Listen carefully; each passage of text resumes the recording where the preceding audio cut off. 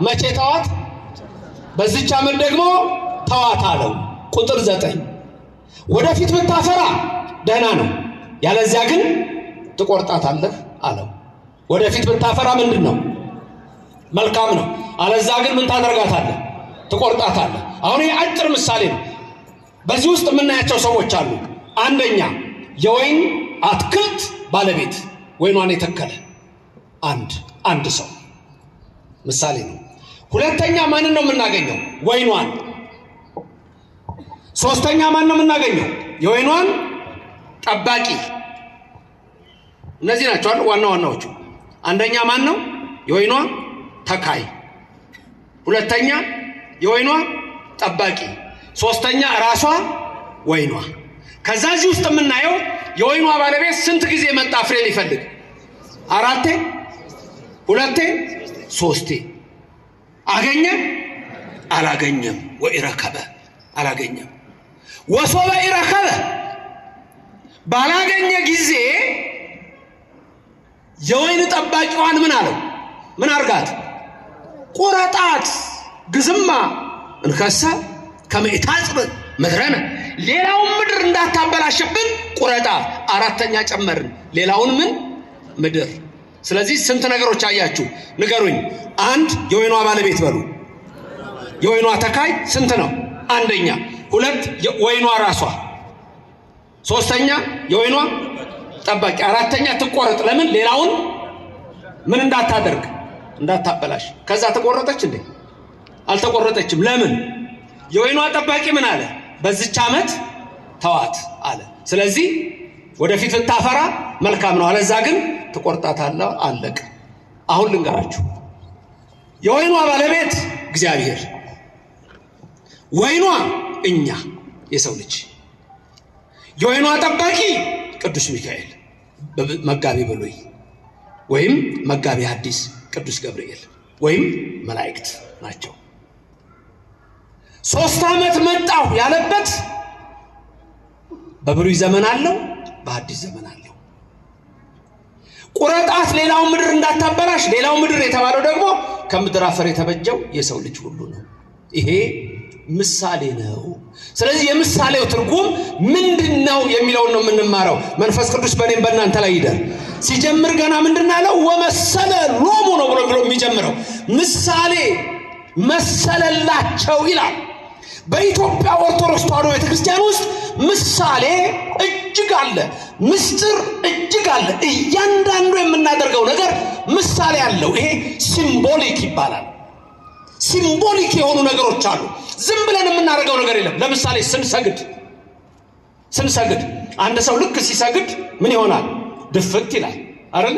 ከዛስ ብድግ ይላል። ከዛ ተመልሶስ ይሰግዳል። እንደሰገደ ይቀራል ወይስ ይቆማል? ይቆማል። ሁለት ምስጢር። ሲሰግድ እና ብድግ ሲል ከዚያ አፈር አበጀኸኝ ይላል። ተመልሶ ሲሰግድ ደግሞ አፈር ነህና ወደ አፈር ትመለሳለህ የሚለውን ያሳያል። ከዛ ሰግዶ እንደገና ሲቆም ዘላለም ሕያው ታደርገኛለህ ይላል። ክብርና ምስጋና ለእግዚአብሔር ይድረሰው። በኦርቶዶክስ ቤተክርስቲያን ዝም ብሎ የሚደረግ የለም። ይሄን ከዚህ በፊት አስተምሬያችኋለሁ። መስቀል ብዙ ጊዜ ነግራችኋለሁ። ደጋግሜ የምነግራችሁ እንድታውቁት ነው። መስቀል ቄስ ነው የሚይዘው? ዲያቆን ነው የሚይዘው?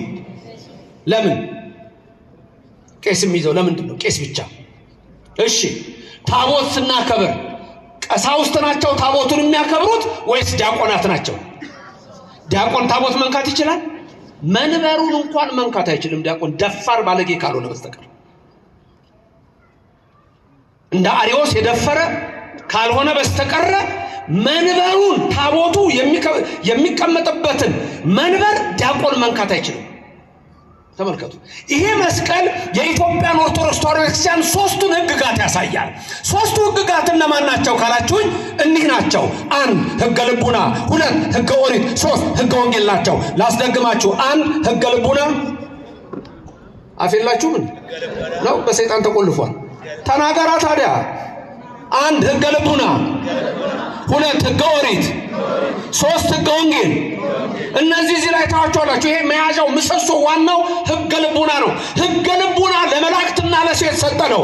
ሕገ ልቡናን መላእክት ተጠቅመውበታል። እኛ ግን በሕገ ልቡና ስላልጸና ሕገ ኦሪትን ጨመረልን እግዚአብሔር። ሕገ ኦሪትን ጨመረና እንደገና ደግሞ ሕገ ኦሪትን ሊፈጽማ ጠላዋን ወደ አካል ሊመልሳ የሰላም አምላክ ኢየሱስ ክርስቶስ ከሰማይ ሰማያት መጣ ወረደ።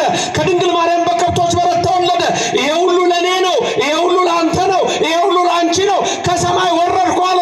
የወረድኩት ደግሞ አለ ለአብርሃም፣ ለይስሐቅ፣ ለያዕቆብ ለጤነኞቹ አይደለም አለ፣ ለኔና ለእናንተ ለበሽተኞቹ የከብቶች በረት መካከል ተወለደ።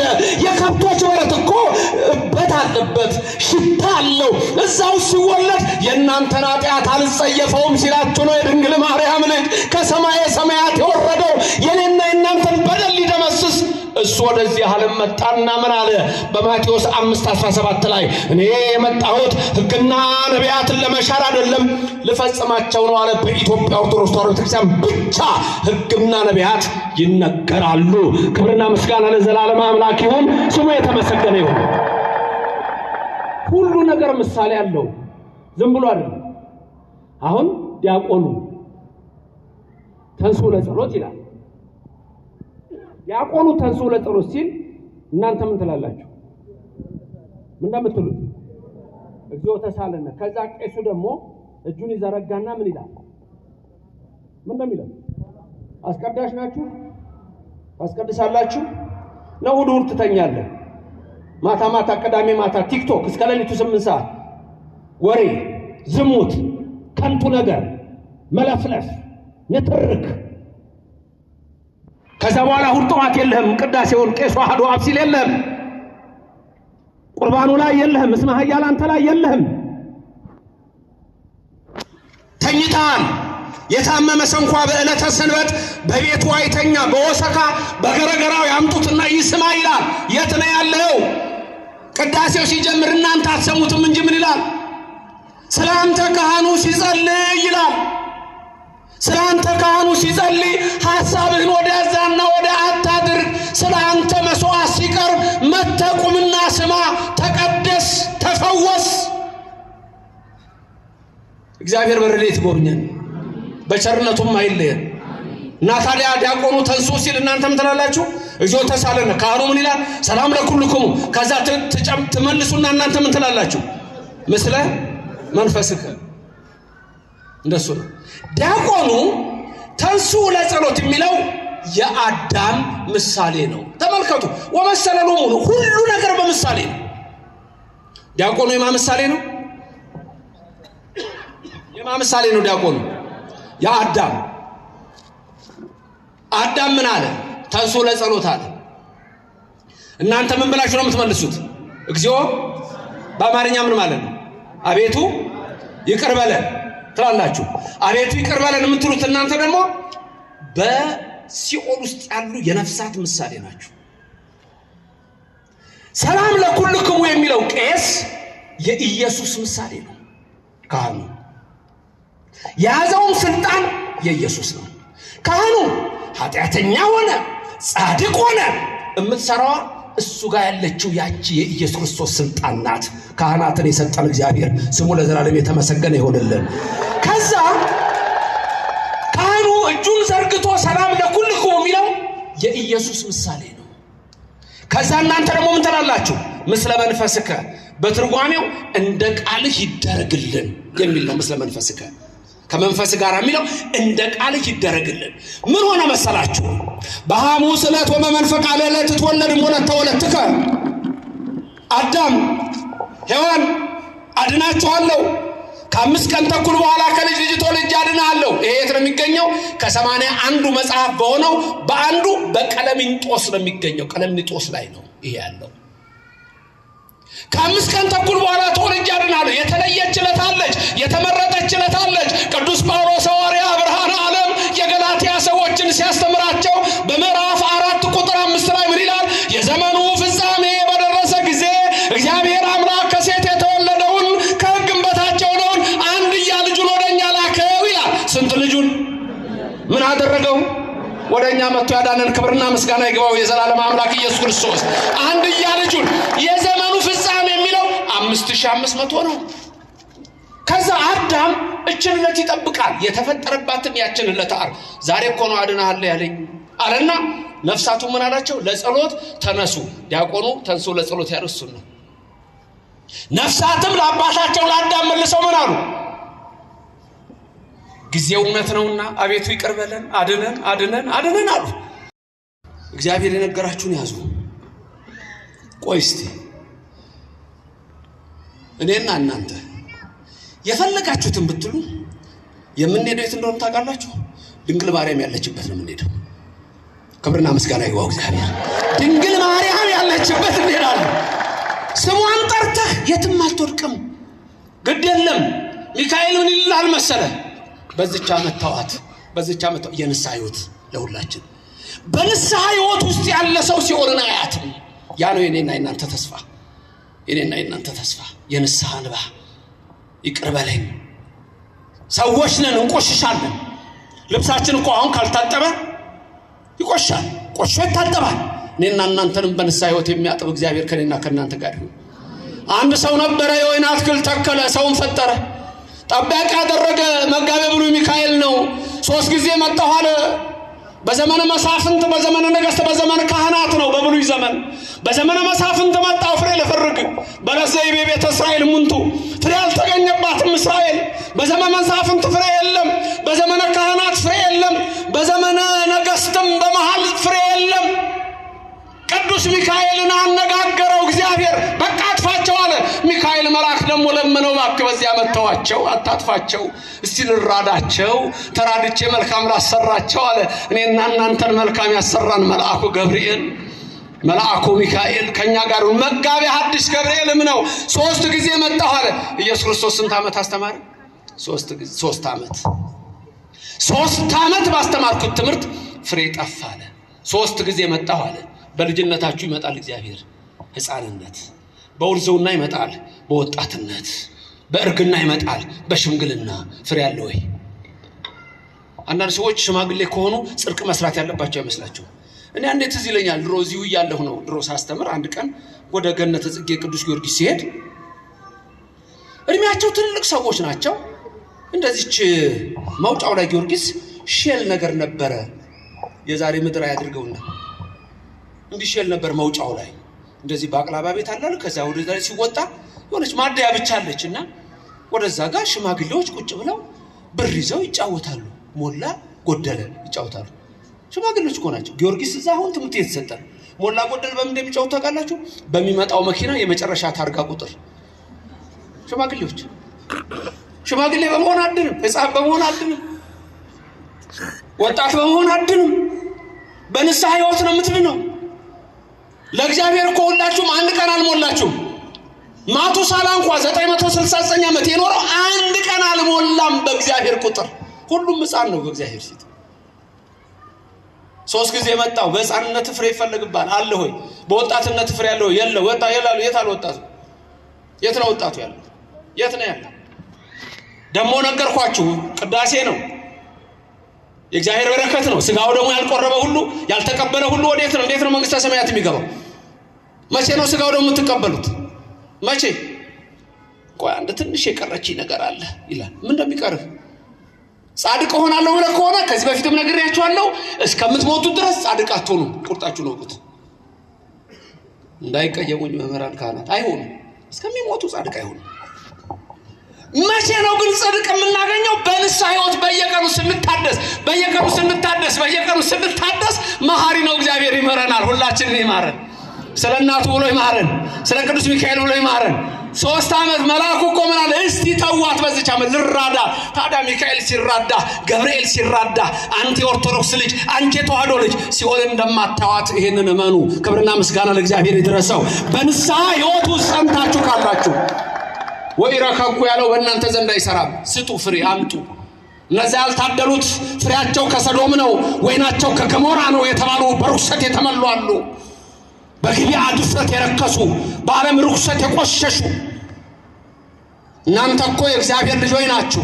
በ40 እና በ80 ተጠምቃችኋል። ስም አላችሁ እኮ ሁላችሁም ስም አላችሁ።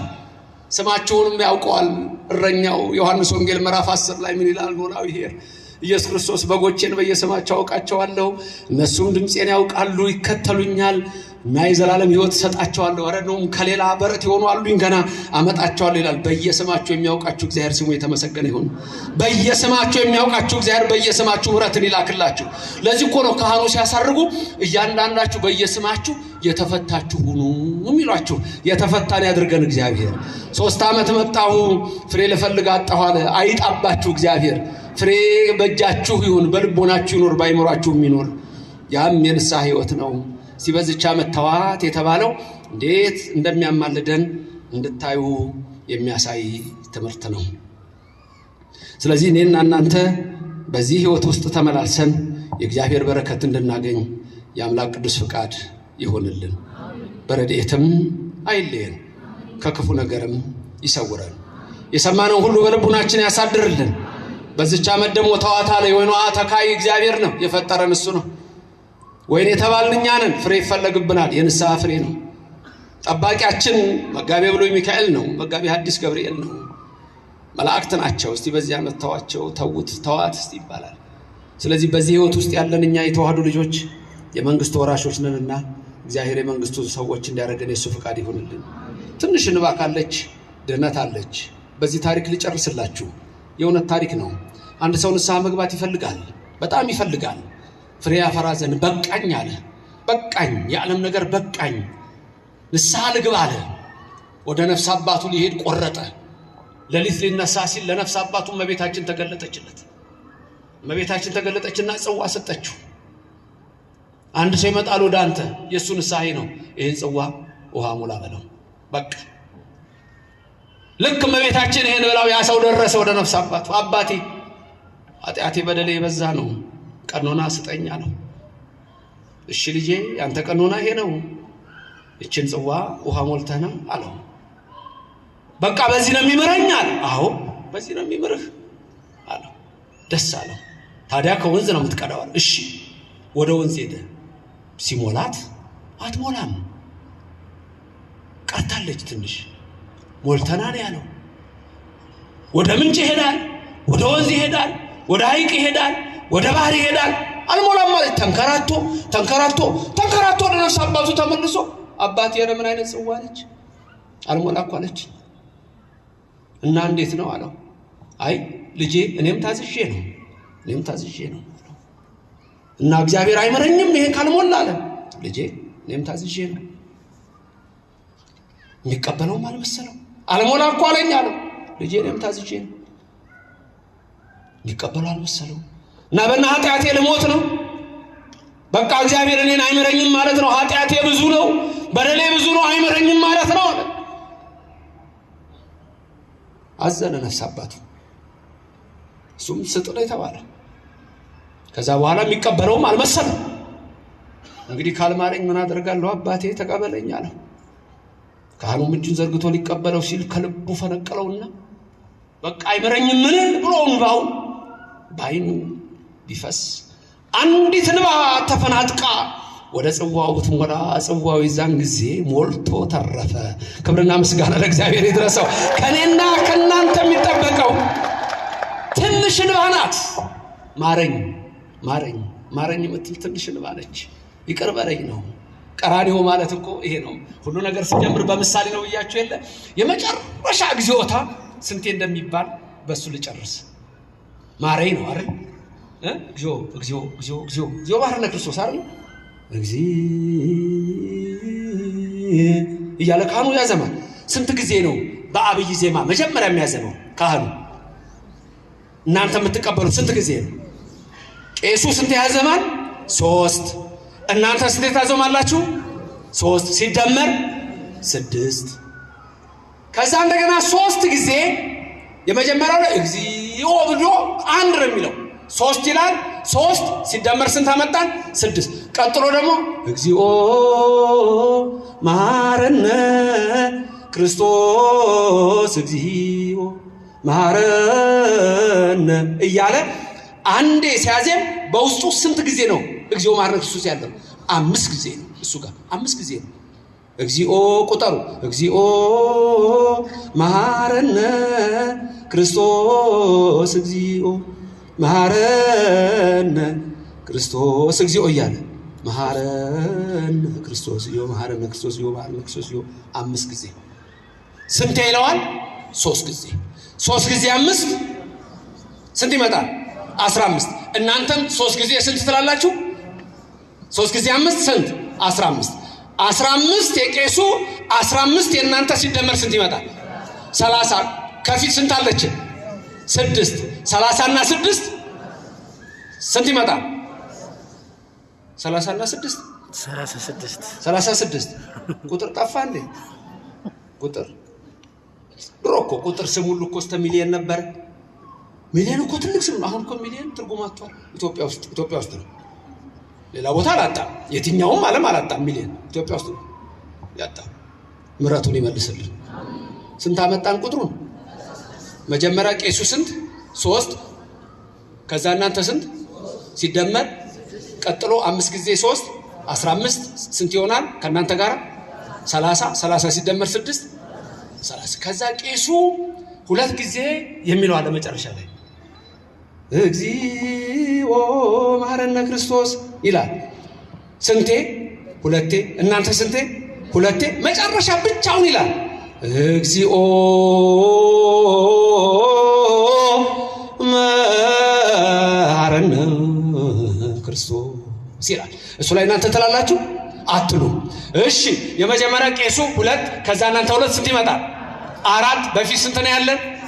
36 እና 4 40። ብቻዋን የሚላት ደግሞ የለችም። አንድ ላይ ስንት ይመጣል? 41። ጌታን የገረፉት ከ40 ትርፈው አይደል? 41። ያ ደግሞ እግዚኦ ማለት ነው ማረ ለቅሶ ነው። ዲያቆኑ ደግሞ ምን ያደርጋል? በዛ ሰዓት ምርዋ ይመታል። መረዋ ደወል አይደወልም። የመላእክት ለቅሶ ነው። የእመቤታችን ለቅሶ ነው። ኦርቶዶክስ መሆን መታደል ነው። እንባ ነው። የነፍስ ህይወት ይሄ ነው። የንስሐ ህይወት ይሄ ነው። ገዘማ እንከሰ ከመይታጽነ ምድረን የሚለው ለእናንተ አይሰራም። ፍሬ ማፍራት ነው። የፍሬ ሰዎች ያድርገን። አዛኝቱ ድንግል ማርያም አትለየን። ሊቀ መላእክት ከሁላችን ጋር ይሁን። ዘማሪዎች ስላሉ ትምህርቱን አጠር አድርጌያለሁ። አንዳንድ መዘመር ስላለባቸው ነው። ለመምህርም ነግሬያቸዋለሁ። የሰማነውን በልቡናችን ያሳድርልን። እግዚአብሔር በረድኤቱ አይለየን። ሌላው በጣም ስለዚህ ቦታ ደስ እንዳለኝ ያስኩት ሕገ ልቡና ነው። ዲያቆናይዝም ያልኳችሁ ለመሰላችሁ ከታች 4 ማዕዘን ቅርጽ አላት አይደል? እሷ የታቦቱ ምሳሌ ናት። ለዚህ ነው ዲያቆን የማይዘው ታቦት መንካት ስለማይችል እችን አይዝም። አያችሁ። ከላይ ደግሞ ሕገ ወንጌሉ ነው፣ መስቀሉ ነው፣ ደሙ የፈሰሰበት ነው። ሁሉ ነገራችን እንዲህ ነው። ለምሳሌ ከታቦቱ ወንዶች በስተቀኝ ይቀመጣሉ፣ ሴቶች በስተግራ ይሆናሉ። ይሄ ደግሞ ምንድነው? ምሳሌው በኖህ መርከብ ውስጥ የሆነው ነው። ኖህ አጽማ አበውን በመካከል አደረገ። ከዛ በኋላ ወንዶቹን በዚህ ሴቶችን በዚህ አደረገ። ስለዚህ በመቅደሱ ሁሉ ጊዜ ስትቆሙ ወደዚህ ፊታችሁ ሲሆን ሴቶች በምን ይሆናሉ? በስተቀኝ፣ ወንዶች በምን ይሆናሉ? በስተግራ። ራቱ ታቦቱ ደግሞ ሲያችሁ ወንዶች ቤት ይሆናሉ በስተቀኝ፣ ሴቶች ቤት ይሆናሉ በስተግራ። ይሄ እያንዳንዱ ነገር ያለው በኢትዮጵያ ኦርቶዶክስ ተዋሕዶ ቤተክርስቲያን ብቻ ነው። በዚች እምነት ውስጥ ያደረገን እግዚአብሔር ስሙ የተመሰገነ ይሁንልን። ወደ ሉቃስ 13 ቁጥር 6 እንመለስ። ስንት ሰዎች ወይን ተከሉ? ስንት ሰዎች ወይን ተከሉ አላችሁ? ስንት ሰው? አንድ ሰው የተባለ ማን ነው? እግዚአብሔር። ወይን የተባለ ማን ነው? እኛ። እግዚአብሔር ሰውን ፈጠረ። በቃ የመጀመሪያው ትምህርታችን እግዚአብሔር ሰውን ፈጠረ ነው። እያንዳንዳችን እኛ ምንድነን? ፍጡር ነን። ለስም አጠራሩ ክብር ምስጋና ይግባው። ማን የፈጠረን? እግዚአብሔር። 4 ጥያቄዎችን መመለስ ይኖርባቸዋል። 4 ወሳኝ ጥያቄዎች። እነዚህ 4 ወሳኝ ጥያቄዎች ከባድ ናቸው። ምን ናቸው 4ቱ ጥያቄዎች? ከኔ ቀጥላችሁ ተናገሩ። እኔ ማን ነኝ? መምህር ዘበነ ከኔ ቀጥላችሁ በሉ ነው ያልኩት። እኔ ማን ነኝ? ከየት መጣው? እዚህ ምን እሰራለሁ? መጨረሻዬ ወዴት ነው? እነዚህ 4 ጥያቄዎች በጣም ከባድ ናቸው። ያዟቸው። አንደኛ እኔ ማን ነኝ? It's a question of identity ይባላል። It's a question of identity። ይሄ ፊሎሶፊካል ነው፣ ሪሊጂየስ ፊሎሶፊ ነው። ወሳኝ ነገር ነው። who am I? እኔ ማን ነኝ? ምንድን ነኝ? መልሱ ፍጡር ሰው ነኝ። ምሳሌ መሰለላቸው። አንድ ሰው የወይን አትክልት ነበረችው፣ ተከለ፣ ይሄንን ምድር ፈጠረ፣ ሰውን ፈጠረው። ምሳሌ 9:1 ጥበብ ቤቷን ሰራች፣ 7 ምሰሶች አቆመች፣ ባሮቿን በረጅም ስብከት ላከች፣ ወይኗን ጠመቀች፣ ፍሪዳዋን አረደች ይላል። ጥበብ ቤቷን ሰራች። አንቺ አላት። እግዚአብሔር አንቺ የሚባል አይደለም፣ ግን በእኛ ትምህርት አንተ አቡነ ወአንተ እምነ እንለዋለን። ተናገሩ። አንተ አቡነ ወአንተ እምነ። ምንድን ነው ያላችሁት? አንተ አባታችን ነህ፣ አንተ እናታችን ነህ። ሩህሩህ የሆነ እግዚአብሔር ለስም አጠራሩ ክብር ምስጋና ይግባው። እግዚአብሔር አምላክ ይህንን ዓለም ፈጠረው፣ ይህንን ዓለም ወለደው ልንል እንችላለን፣ ፈጠረው።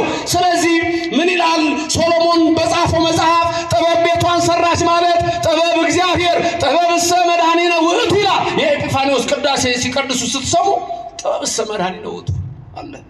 ጥበብሰ መድኃኒነ ውእቱ ዘቤዘወነ እንዲህ ያለ ይላል ቄሱ። መጨረሻ ላይ ጥበብማ ደሙን አፍሶ የገዛን፣ ጥበብማ በደሙ የዋጀን፣ ጥበብማ በቀራንዮ አደባባይ ስለኛ እጆቹን የዘረጋው፣ አይሁድ የናቁት ቅዱስ ሚካኤል ዝም ያለው፣ ቅዱስ ገብርኤል ሰይፉን የመዘዘው፣ 13ቱን ሕማማተ መስቀል ታግሶ በቀራንዮ አደባባይ በ5ቱ ቅንዋት ተቸንክሮ የሾህ አክሊል ደፍቶ ጎኑ ተወግቶ በደሙ ፍሰት ያዳነን የአብ ልጅ የድንግል ልጅ ኢየሱስ ነው። ጥበብ የኛ ፈጣሪ የኛ አምላክ ለስም አጠራሩ ክብር ምስጋና ይግባው። 7ቱን ምሰሶቿን 7 ምሰሶች ይውላችሁ። መጀመሪያ ጥበብ ቤቷን ሰራች፣ ይህንን ዓለም ሰራን። ቤት ይህ ዓለም ነው። 7 ምሰሶ ደግሞ ስንት ቀኖች አሉ? ስንት ቀኖች አሉ? 7። ከምን ቀን ይጀምራል? እሁድ 1፣ ሰኑይ 2፣ ሰሉስ 3 እያለ ነው የሚቀጥለው እስከ ቀዳሚት ሰንበት ድረስ። ፍጥረት የጀመረው መቼ ነው? እሁድ ቀን። ስንት ናቸው? 7። የኢትዮጵያ ፊደል ስንት ነው መሰረቱ? 7። ስትማሩ ምን ነበር የምትሉት? ህፃኑ ናቸው የተማረ ቄስ ትምህርት ቤት የተማረ እስቲ ቄስ ትምህርት ቤት የተማረ ሌላው ውሃ ተገልብጦ በሆነበት ዘመን የተማረው ማለት ምን ነው ያላችሁ የተማራችሁት? ሀግስ ሁካዕ ሂሳልስ ንገሩኛ። ሀራብ ሄሃምስ ህሳድስ ሆሳብ አይደል? እንዴት ያይዘን ልጆች ሆነን በቃ መርጌታ ጽጌ ጋኛ የታረገውናችሁ ፊደል ያስቆጠሩኝ አባ ሰላም ስንጀምር እንዴት ያይዘው በቃ ሀግስ ሁካዕ ሂሳልስ እንላለን። ሀ 1 ማለት ነው። ሁ 2 ማለት ነው። ከዛ 7ቱን ምሰሶቿን አቆመች። 7ቱ ዕለታት 1 ሰንበት። እነዚህ ዕለታት እየተቀያየሩ ወራት አውራህ ከዛ ወደ ዓመት ይሄዳሉ። የሚገርም ግን ልንገራችሁ፣ ፊደሉ ዲሲማል ፖይንት ሁሉ ልታወጡ ይችላላችሁ። ለምሳሌ ሀ 1 ነች፣ ሁ 1.2 ነች፣ ሂ 1.3፣ ሀ 1.4፣ ሄ 1.5፣ ህ 1.6፣ ሆ 1.7። ለስንት ነች? 2። ሉ 2.2፣ ሊ 2.3። እንዴ ቤተ ክርስቲያን ትምህርት እናንተ ግሩም እኮ ነው። ፊደላችን ራሱ እኮ ሚስጥር ነው። ቆይ ሌላ ልንገራችሁ እንጂ ገና ጨምርላችኋለሁ። መንፈስ ቅዱስ በእኔም በእናንተ ሄዳል። ሀ የማ ምሳሌ ነው? የአብ። ሀ የማ ምሳሌ ነው? የአብ። ሁ የማ ምሳሌ ነው? ቀጥሎ የወልድ። ትንሽ ከነገሯችሁ መሄድ እኮ ነው እናንተ። ሂ የማ ምሳሌ ነው? የመንፈስ ቅዱስ ምስጢረ ሥላሴ። ሀ የአብ፣ ሁ የወልድ፣ ሂ የመንፈስ ቅዱስ። ሀ ራብ የምስጢረ ሥጋዌ። ተመልከቱ፣ ሰባቱ ምስጢራት፣ ሰባቱ ዕለታት። ሀ ራብ የምስጢረ ሥጋዌ፣ ሄ የምስጢረ ጥምቀት። ምስጢራቱን አታውቁም እንዴ? ነው አልተስማማችሁም? አልተስማሙም እንዴ? መምህርዬ አልተስማሙኝም እንዴ? ሰዎች እየተስማሙ ነው። እየነገርኩ ነው ለመምህራችሁ። ሀ የማ ምሳሌ ነው? ንገሩኛ። የአብ፣ ሁ፣ ሂ። ሀ ምስጢረ ሥጋዌ፣ ሄ ምስጢረ ጥምቀት፣ ህ ምስጢረ ቁርባን፣ ሆ ምስጢረ ትንሣኤ ሙታን። ኦርቶዶክስ ይችና ተዋህዶችና ክርስትናችና በእያንዳንዱ ነገር የፊደል ትምህርት ረቂቅ ነው። በዚህ ቤተክርስቲያን ያደረገን ስሙ የተመሰገነ ይሁን። ስለዚህ እግዚአብሔር ኢየሱስ ክርስቶስ ምን አለ? አልፋ ወኦ እኔ ነኝ አለ። አልፋ ኦ፣ አልፋ ኦሜጋ የግሪኩ ነው። በእኛ አልፋ ወኦ ነው። አልፋ አሌፍ ነው። አሌፍ ከሱ በፊት ምንም ፊደል የለም። ከአ በፊት ምንም ፊደል የለም። ከሀ በፊት ምንም ፊደል የለም። አልፋ እኔ ነኝ። ከኦ በኋላ ምንም ፊደል የለም። አልፋና ኦሜጋ እኔ ነኝ። ዓለማትን የፈጠርኩ እኔ ነኝ። ሰማያትን የዘረጋሁ እኔ ነኝ። ምድርን በኋላ ያጸናሁ እኔ ነኝ። ሰማያቱን ሰማያት የሰራሁ እኔ ነኝ። የሰው ልጅ የፈጠርኩ እኔ ነኝ። ከሱ ውጪ ፈጣሪ የለም። መኑ ይመስለከ ከምናመልክት እግዚኦ። የዚህ ዓለም ጣዖታት፣ የዚህ ዓለም መሪዎች አንድ ብርጭቆ ውሃ ማምጣት አይችሉም። የኔና የናንተ አምላክ የሰራዊት ጌታ ኢየሱስ ክርስቶስ ሰማይን የዘረጋው ነው። ምድርን የመሰረተው ነው። አሕዛብን ሁሉ በገንቦ ውስጥ እንዳለች ትንሽ ጠብታ፣ በሚዛን እንዳለች ትንሽ ትቢያ የሚያይ የኔና የናንተ አምላክ ስሙ እግዚአብሔር ነው። ለዘላለም የተመሰገነ ይሁንልን። ስም አጠራሩ ክብር ምስጋና ይግባው። አልፋኦ አራት ጥያቄዎች። አንደኛ የሉም፣ እነዚህ ሰዎች የሉም። አንደኛ እኔ፣ ሁለተኛ ከየት። የመጀመሪያው question of identity ይባላል። ሁለተኛው ከየት መጣው ደግሞ question of origin ይባላል፣ መነሻ። ሶስተኛው እዚህ ምን እየሰራሁ ነው? question of purpose ነው። purpose ነው። ምንድነው ማረገው እዚህ? ምንድነው purpose? ጫት መቃም፣ ሲጋራ ማጨስ፣ መስከር፣ መጠጣት፣ መነታረክ፣ መጣላት፣ ርኩሰት፣ ጣዖት፣ አድመኝነት፣ ሴረኝነት፣ ከንቱ ስራ ምንድነው የምትሰራው እዚህ? ወይስ ፍሬ ማፍራት? the question of purpose ምንድነው ማረገው እዚህ? አራተኛው ጥያቄ መጨረሻዬ ወዴት ነው? the question of destination ነው። እነዚህ አራት ጥያቄዎች በትክክል መልስ የሚያገኙት በኦርቶዶክስ ተዋህዶ ቤተክርስቲያን ነው። ማንነኝ? ፍጡር። ከየት መጣሁ? ከፈጣሪ። እዚህ ምን እሰራለሁ? አዳምና ሔዋን ሳቱ፣ መጣሁ። ከዚህ በኋላ ደግሞ የሚያድነኝ አምላክ አለኝ። መጨረሻዬስ ወዴት ነው? ወዴት ነው መጨረሻችሁ? መንግስተ ሰማያት። በቀኙ መቆም ነው። መንግስተ ሰማያት መውረስ ነው። የኦርቶዶክስ ልጆች ትጠራጠራላችሁ እንዴ? የተዋህዶ ልጆች ትጠራጠራላችሁ እንዴ? ልንገራችሁ፣ በጣም ደስ የሚል ነገር ልንገራችሁ። ከመቃብር ስንነሳ በትንሣኤ ዘጉባኤ ማቴዎስ 5:31 ላይ የሰራዊት ጌታ ኢየሱስ ክርስቶስ እሱ እግዚአብሔር እልፍ አላፋት ከሆኑት መላእክት ጋር ይመጣል ይላል። እልፍ አላፋት ከሆኑት ምን ጋር? መላእክት ጋር። እኔና እናንተ በትንሣኤ ዘጉባኤ እጃችንን ይዞ የሚያነሳ አንድ መልአክ እንዳለ ታውቃላችሁ? ስሙ ማን ነው? እሱ መልአክ ስሙ ማን ነው? ኧረ ትንቢተ ዳንኤል ምዕራፍ 12ን ተመልከቱ። በዛ ሰዓት ይላል ዳንኤል ሲናገር፣ በዛ ሰዓት እነሆ ሙታን ሁሉ ይነሳሉ፣ ትንሣኤ ዘጉባኤ ይሆናል። እኩሌቶቹ ለዘላለም እረፍት ነው የሚነሱት፣ እኩሌቶቹ ግን ለዘላለም እፍረት ነው የሚነሱት። እኩሌቶቹ የሚነሱት ለሕይወት ነው፣ እኩሌቶቹ የሚነሱት ለሞት ነው፣ እኩሌቶቹ የሚነሱት ለሐሴት ነው፣ እኩሌተኞቹ የሚነሱት ግን ለሐዘን ነው። ወየው ይላሉ ያዕቆብ ዘስሩግ። የዛን ጊዜ ወየው ይላሉ እናት የሴት ልጇን ድምፅ የማትሰማበት ሰዓት ይላል ያዕቆብ። ያ ደግሞ የወዳሄ ልጅ ዘካርያስ ሲነግረን በትንቢቱ ምዕራፍ 14 ላይ አዎ የሰራዊት ጌታ እግዚአብሔር ይመጣል። የሰራዊት ጌታ እግዚአብሔር ሲመጣ እግሮቹ በደብረ ዘይት ተራራ ይረግጣሉ። የደብረ ዘይት ተራራ ያረገበት ነው። የደብረ ዘይት ተራራ የኖረበት ነው። የደብረ ዘይት ተራራ ሲያርግ